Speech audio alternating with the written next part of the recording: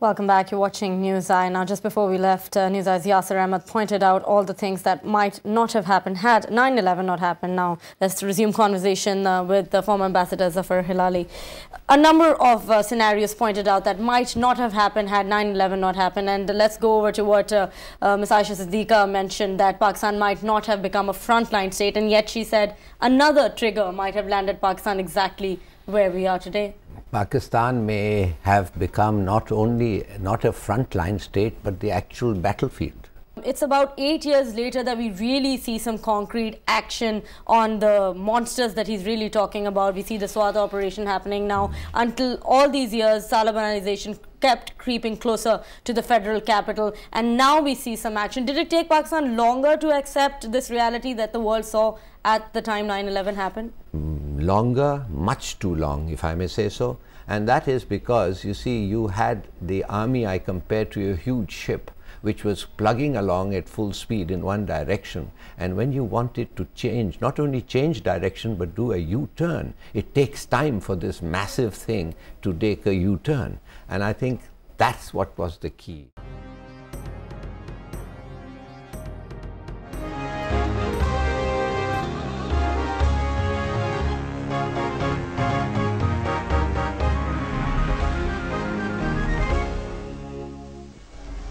Hello and welcome. You're watching Dawn News. This is News at 10 and I'm Nadia Zafar. Our top story for this in the second consecutive strike, a suspected US drone has fired missiles in the Setki area of North Waziristan. At least 8 militants have been killed and 5 injured in the area. According to sources, the strike targeted a Taliban compound belonging to Maulvi Tayyab in the Setki area of North Waziristan. Drone attacks have long been a contentious issue. Pakistan continues to openly denounce them, while the US maintains the attacks have been already agreed to.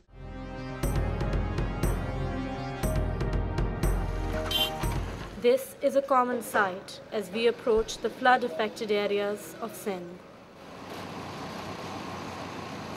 Carrying what they can, these people have left their inundated homes behind. They're running away from the approaching waters that have already claimed their property, their harvests, and in many cases, their children. As you can see, this area is not just decades behind, but actually thousands of years behind. If you compare the model of this car to something found in Mohenjo-daro, you won't find many differences. And now that this area has been hit by massive floods, imagine the destruction and imagine how much they need to move forward.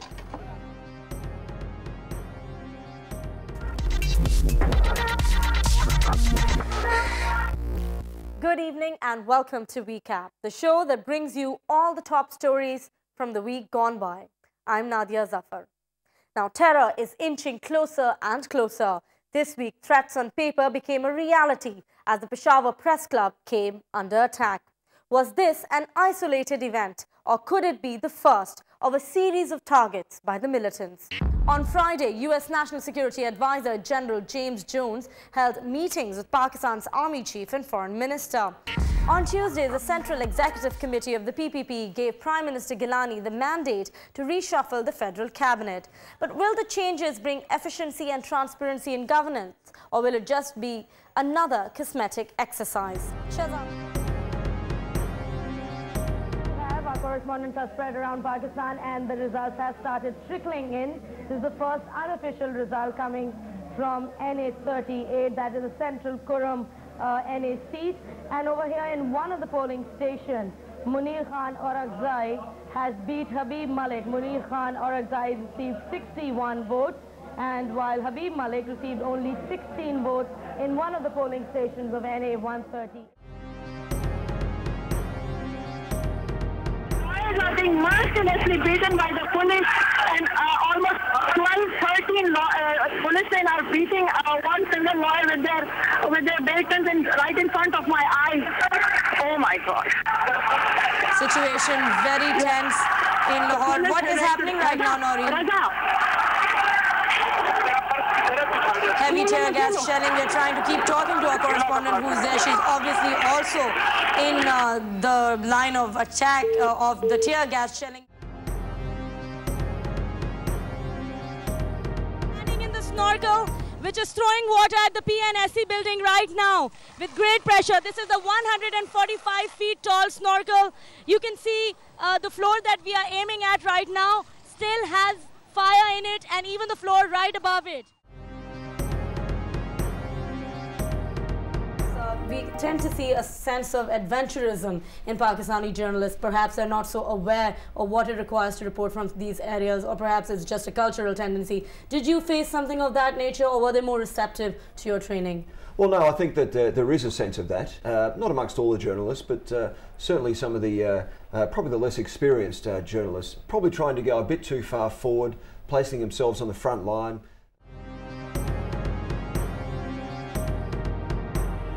Hardcore militants linked to Al-Qaeda and other banned organizations like the Jaish-e-Mohammed, Harkat-e-Jihad-e-Islami and Tehreek-e-Nafaz-e-Shariat are inside the Lal Masjid.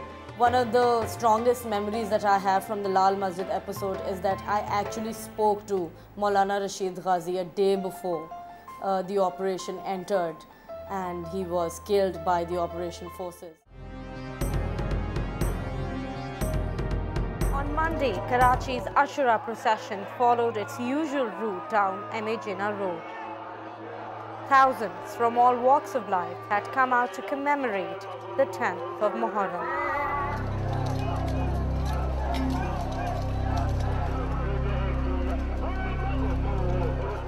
Then, just as the procession moved beyond the city's famous Jama cloth house, an explosion ripped through its front end. It seemed that the terror which lurked outside had finally stepped inside the city. The next moment saw chaos as people panicked for their loved ones and tried to run away from the horrific scene. At least 43 people died in the blast and the following stampede. One Rangers official and 3 scouts were among those killed. Our Jawan has sacrificed his life in the performance of his duty for which he was deputed. Had he not been there, or had he not stopped the suicide bomber, the number of casualties would have been very high. With high security in place, how could a suicide bomber manage to get near the most secure part of the procession, the front? According to a police official present during the blast, the explosion took place between a police post and a scouts camp. Some mourners believe the entry point being frequented by VIPs and media could have been used by the attacker to enter the procession cordon. But while this seems to be a security lapse, it does not seem to be an intelligence failure. लेकिन अगर ये हुआ है तो ये intelligence lapse नहीं कह सकते. इन्फॉर्मेशन हमारी थी, और आपको याद होगा कि मैंने अपने सारे अहले तशिया उलमा से रिक्वेस्ट की थी कि जुलूस को कम कर दें या जुलूसों को छोटा कर दें. And despite the information the Interior Minister had, terror could not be averted. Before the affected could regain their balance, the shock of the blast was shrouded in smoke rising from another quarter. Within minutes of the attack, many of Karachi's oldest markets were set on fire. बाकायदा लोग बता रहे हैं कि syringe थी, syringe में कोई chemical था, केमिकल के जरिए सिरिंज को लगा के आग दूर तक फेंकी गई है. Firefighters say they have found visible signs of phosphorus as they battle the inferno. As thousands of shops burned, shopkeepers waited for the fire tenders to arrive. The city Nazim Mustafa Kamal defends his fire team. और जहाँ पे ये burning जो है वो लोगों ने शुरू किया, जो भी गैंग्स थे सारे, उन्होंने फिर उस जगह पे दुकानों को जलाने के साथ साथ उन फायर ब्रिगेड के ऊपर स्ट्रेट फायरिंग की है. CCTV footage released by the city government supports the Nazim's claims. In this clip, a number of men can be seen hindering the movement of the fire engine.